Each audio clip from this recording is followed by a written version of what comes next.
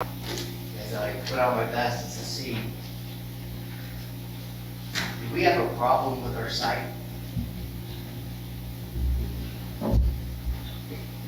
How about a problem with jumping?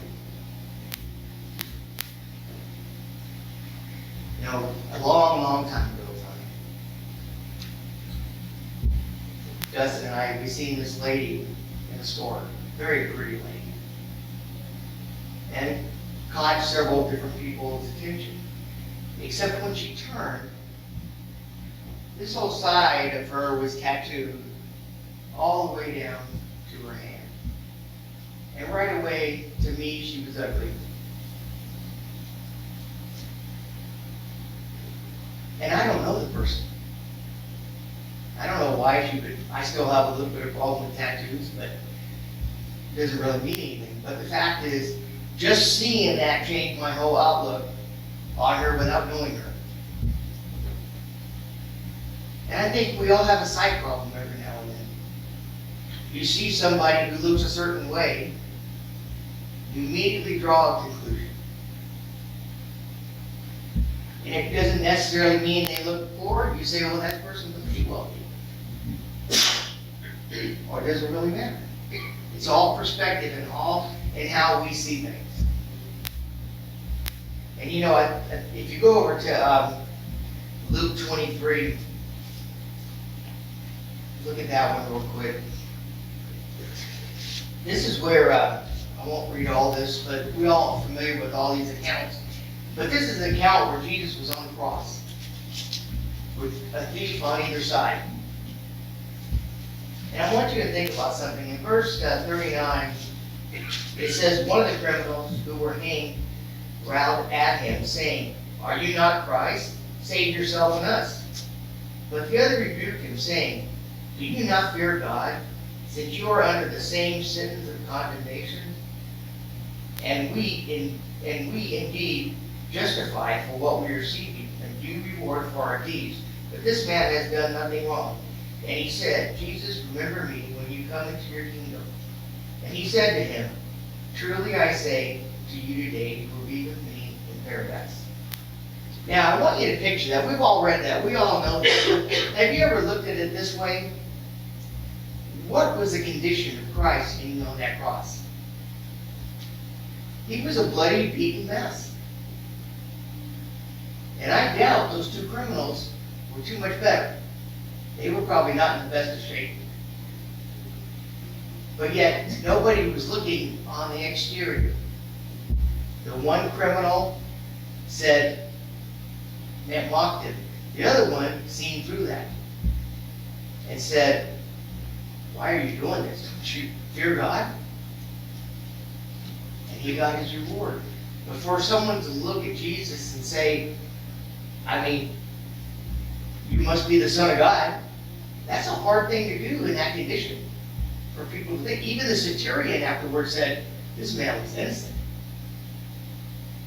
Instead, what will we have looked upon? Oh, well, can't be the Son of God. Look at him. That could have never happened.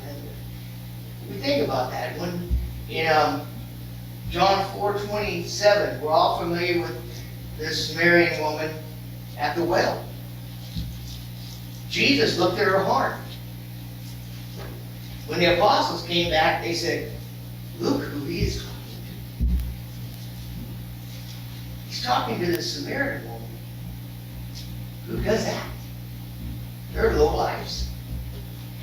But Jesus didn't look at her outward appearance or her outward deeds. He's seen the heart that was there. And then if you look at, turn over to Luke 15. And we're all really familiar with that one also. But I want to look at a little bit different angle on the prodigal son.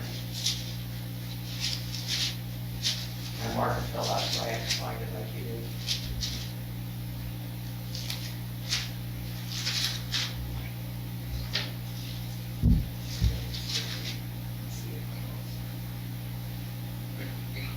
Luke 15. I'll put my cord. Okay. No, prodigal son at? 11. Okay, yeah, there it is. Okay, it's on the bottom page. But if you go over to verse 25 and 32 is where I want to focus on. It says, now the older son was in the field. And we all know the story. He got his father's inheritance, his part, went off, squandered it, came back because he had no other hope. When the father seen him, we all have read that story and understand what it means. But if you look at the son, that's what I want to look at here, his older son. It says, now his older son was in the field, and he came and drew near to the house. He heard music and dancing. He called one of the servants and asked what these things meant. And he said to him, your brother has come, and your father has killed the fattened calf, because he received him back safe and sound. But he was angry and refused to go in. His father came out and entreated him. But he answered his father, look, these many years I have served you. I have never disobeyed your command. Yet you never gave me a young goat that I might celebrate with my friends. But when this son, not my brother, when this son of yours came, who has devoured your property with prostitutes, you killed the fatted calf for him. And he said to him, son, you are always with me. All that is mine is yours. It was fitting to celebrate and be glad, for your brother was dead and now is alive. He was lost and is found. What did the older son do? Right away he jumped to conclusions. And I think a lot of times, if we're all honest, we jump to a lot of conclusions. You know, we don't do change too well. This son right away is thinking, is he going to get more of my money? He's already had his share. Don't do anything special for him. Your other son.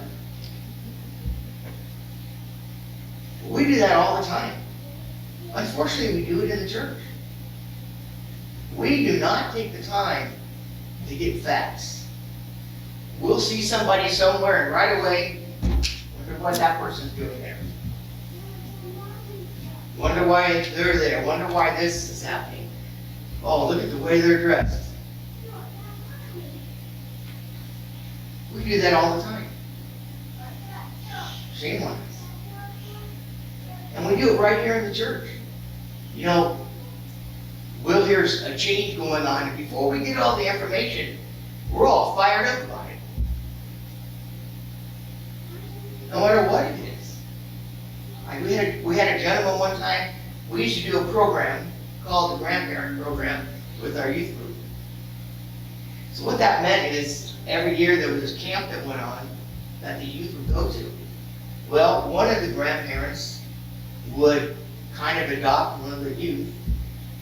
We had quite a bit of youth that their family didn't go to church. So the grandparents would adopt the youth. They would send birthday cards back and forth. And when camp came up, the seniors would pay for their camp. And it excited everyone. One of the kids got to go to camp. Not that it didn't matter if he could afford it or not, but the other benefit was the grandparents was able, they felt they were doing something in service for the Lord. Yet we had somebody come into our meeting, called the meeting, and all upset about it. We shouldn't be asking people for extra money like that. We should be taking it out of the funds. Without all fired up, he came in all fired up without really knowing what was going on. And that didn't count the people he already discussed it with before he came in. All the damage had to be done, had already been done. We had to go back and put the fires out. All because somebody jumped to a conclusion. You know, we do that way too long. I'm talking to myself. I look at somebody, I prejudge them. We've got this going on, and in keeping with the theme within the last few times, talking about our vision. First thing we do is make excuses why we can't do it. I don't want to give too much away from my lesson in a couple of weeks, but I look at this and I think, why haven't I started this? Who am I waiting for? Am I waiting for somebody to tell me what to go do? Or am I jumping to conclusions? Well, I can't. Deal. And I don't want to do this because what's wrong with my sight? Do I not envision the building full?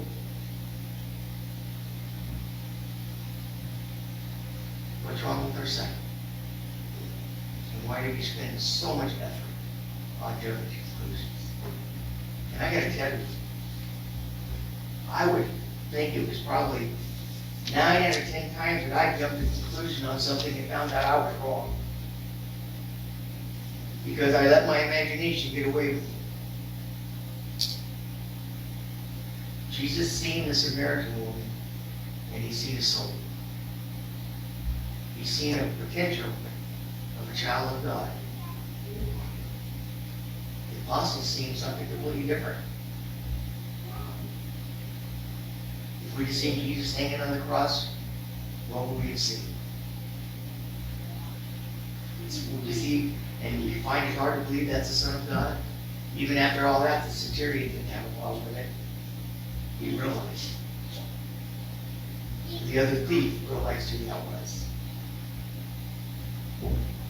We need to work on our sight. Don't prejudge them. You know, you were talking about the roof. And sometimes we put a cover over ourselves. But we're only hiding from ourselves. God sees what's in our hearts. He knows when I jump to conclusions, even if I don't voice it. He knows when I prejudge somebody or see somebody and put them in a category when I don't even know that person. And you know, we just mentioned Acts 2 Sunday morning in class. He said they were all of one accord, all of the same mind. If we want growth to happen, we better all be of one mind. And we better watch our sights and how we look at things and how and when we jump. Because I'm going to tell you, if we don't do that, we're wrong. If we have a problem with each other, if we see something, don't prejudge. Don't jump to conclusions. Go ask. Sit down quietly and talk without a preconceived notion of what you think is going to end up happening. We talked about that. How do you approach people? Are you to go to Church of Christ? Well, you're a sinner. That's going to get them to the church.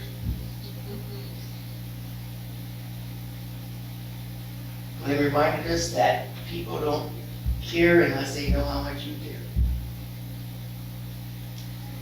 Looking at the group here, how much do we love one another? Do we love one another to see each other in heaven? Do we love one another to not see things that aren't there? Or do we love someone that we don't have to jump to conclusions and we understand that there's probably a good explanation for it, and I'm not going to judge until I talk to him? Isn't that being Christ-like? That's what Christ did. All along. With everybody. And we go example after example after example. And they're going to stone the woman. Jesus said, he who is without sin cast the first stone. Funny how the crowd dispersed. When I look at someone and prejudge him, I'm thinking, I need to be thinking, I don't want someone to do that to me. Do unto others. And jumping to conclusions is only going to cause problems. So we all need to be careful. Because see, these are the little things that sometimes we miss. I never thought about how the 3 men looked on the cross. And what I would have thought if I seen Jesus hanging there beaten like he was, half dead. I surely wouldn't have thought he was the Son of God. I'll be honest with you.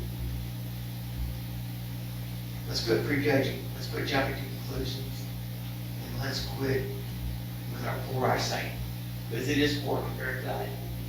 If you have need tonight, come. As together we stand.